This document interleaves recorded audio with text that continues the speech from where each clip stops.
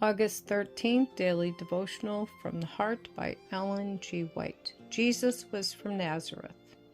Can anything good come out of Nazareth? John chapter 1, verse 46. The first 30 years of the life of Christ were passed in the obscure village of Nazareth. The inhabitants of this village were proverbial for their wickedness, hence the inquiry of Nathanael, "Can there any good thing come out of Nazareth?" John chapter 1, verse 46. The evangelists say but very little in regard to the early life of Christ, with the exception of a brief account of his accompanying his parents to Jerusalem.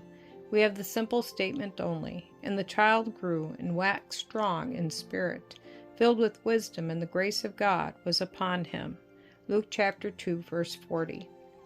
Children and youth are frequently situated where their surroundings are not favorable to a Christian life, and they quite readily yield to temptations and plead as an excuse for pursuing a course of sin that their surroundings are unfavorable.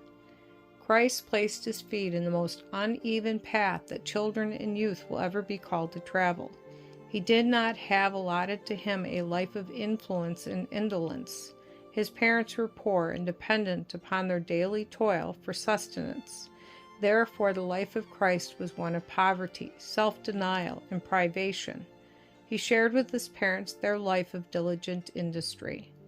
None will ever be called to perfect Christian character under more unfavorable circumstances than that of our Savior.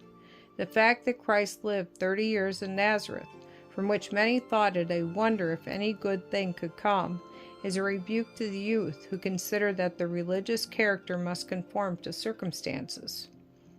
If the surroundings of youth are unpleasant and positively bad, many make this an excuse for not perfecting Christian character.